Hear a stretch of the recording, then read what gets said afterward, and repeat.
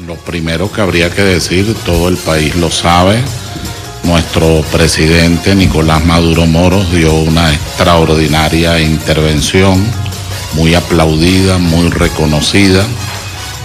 Tuvo varias partes especialmente significativas, la de la solidaridad con varios de los pueblos que en este momento están luchando contra el imperialismo, los pueblos antiimperialistas. También replanteó el tema de Cuba, el tema de Bolivia, entre otros temas, y de manera muy particular, como era de esperar, la situación de Venezuela, planteando que hemos iniciado el camino de la recuperación económica por mecanismos pues totalmente alternativos, dada el bloqueo fáctico de los Estados Unidos, del gobierno de los Estados Unidos, y de ese tema de la jurisdicción del dólar que permite que puedan intervenir, sancionar, incluso crear situaciones muy delicadas a un país como el nuestro, que por ser un país petrolero tiene relaciones comerciales internacionales que en su inmensa mayoría son transacciones en dólares. Eso trajo como consecuencia la carencia de medicinas, la inseguridad alimentaria, entre otros aspectos. Y el presidente ha ido tomando una serie de decisiones. Hoy, por cierto, se lanza el Petro, que es una criptomoneda de intercambio, que lo puede ser internacional también, y para intentar desjurisdiccionalizar al dólar y tener más autonomía y libertad económica. Pero fue un tremendo discurso, es el discurso de un estadista para la paz. Yo creo que más que gobernante se presentó como un estadista, claro, en antagonismo a toda la exposición que había hecho el presidente Trump, una exposición malcriada, una exposición llamando y regañando a las Naciones Unidas y además chantajeándola en el orden presupuestario, pero advirtiendo eventuales intervenciones en una serie de países, entre ellos en Venezuela. Es decir, alterando el sistema de seguridad internacional consagrado desde la Carta de Nueva York, es decir, desde el inicio de las Naciones Unidas. De tal manera que fue un gran escenario, fue un gran discurso y es digno de reconocimiento de nuestro presidente. ¿Qué ocurre con esa resolución luego, además del discurso? Luego el presidente, fíjese qué detalle tan curioso, el presidente pide al secretario general ahí mismo, le dice: yo pido una investigación independiente sobre el magnicidio en grado de frustración que ocurrió en Venezuela y sobre los hechos de violencia. Y la respuesta es de un órgano de las Naciones Unidas, el Consejo Mundial de Derechos Humanos, una resolución con la señora Bachelet, a los efectos de que, como alta comisionada en esa materia, se traslade a Venezuela, los abogados decimos in locus, y en el sitio pueda verificar, estudiar, evaluar, levantar un informe en materia de derechos humanos. Es decir, no hicieron caso omiso de un hecho tan violento y tan grave y de lo que pudo haber ocurrido en Venezuela. Aquí lo tratamos nosotros casualmente con ustedes, el tema del magnicidio y sus consecuencias, lo que pudo haber ocurrido. Gracias a Dios no fue así. Bueno, hicieron caso omiso de eso, más bien por el contrario se produce esta resolución. ¿Cuál es el propósito de no acatar esa denuncia tan importante que dio el presidente Nicolás Maduro en la ONU? Es la sumisión. Yo creo que la gente está consciente de los hechos graves, está consciente del esfuerzo que hace Venezuela en el orden social, en el orden económico, de la institucionalidad democrática, del respeto, protección, defensa de los derechos humanos. Pero sin lugar a dudas, el imperio, recordemos que se trata de la potencia más importante en el orden técnico, militar y financiero en sentido, digamos, de impresión primera, ¿no?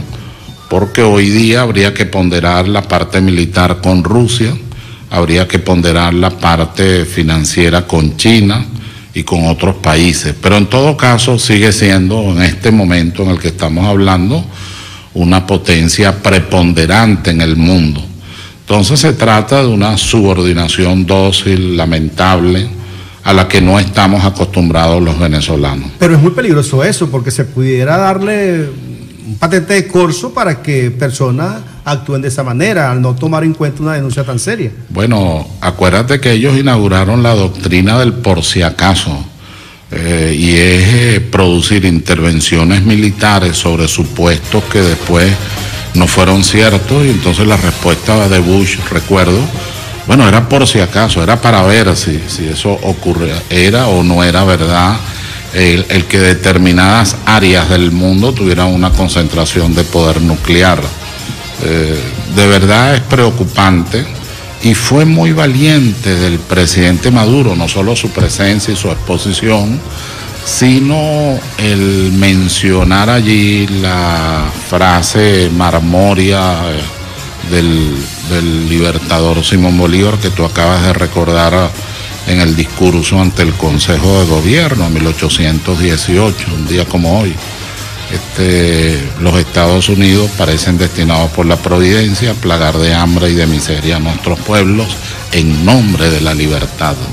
Decir eso allí en el marco de decirlo aquí, pero en el marco de las Naciones Unidas, y acabando de hablar al presidente norteamericano, requiere una estructura ética y moral y una gran resiedumbre que el presidente demostró con mucha claridad.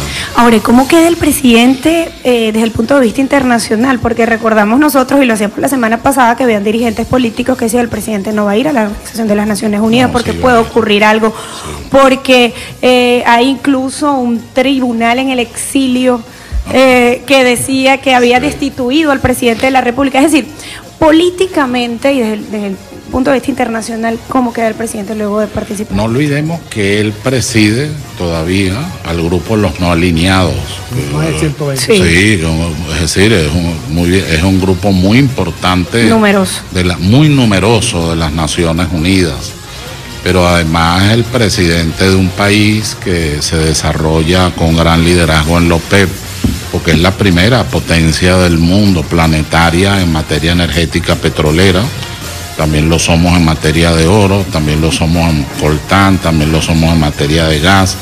Es decir, es un país con una serie de recursos de naturaleza estratégica que en este momento está en una crisis financiera y económica derivada de una guerra internacional y de una situación interna combinada, lo que ahora llaman conflictos o guerras híbridas, que tienen una serie de dimensiones y una serie de acciones. Ahí el presidente pues actuó con una gran claridad y por supuesto fortaleció el liderazgo internacional. Yo no sé si ustedes recordarán, seguro que sí, la televisión nuestra enfocó cuando él termina el discurso, todos los países saludándolo, expresándole su reconocimiento. Diferentes delegaciones. Diferentes delegaciones de las Naciones Unidas. Cosa que no ocurrió con Trump ni con algunos otros presidentes. No, porque además Trump fue a regañar, fue a gritar, perdió el sentido de Estado. De verdad, es muy preocupante la presidencia de Trump, aunque ahora van elecciones. Yo creo, por lo que he podido evaluar y analizar, que no deben ganar los republicanos, sino que deben ganar los demócratas. Eso va a generar un equilibrio que es fundamental en un país como los Estados Unidos. Ahora, ¿cómo quedan los discursos y los presidentes de los pueblos del continente que se sumaron a esa campaña contra Venezuela y olvidaron en un foro tan importante plantear los problemas que presentan sus países? Esa es una de las grandes contradicciones e ironías políticas, diríamos. Países que tienen gravísimos problemas. Argentina, uno de ellos. No comparables al nuestro. Colombia, hay que ver lo que significa 50 años de guerra, de movilización, de migración.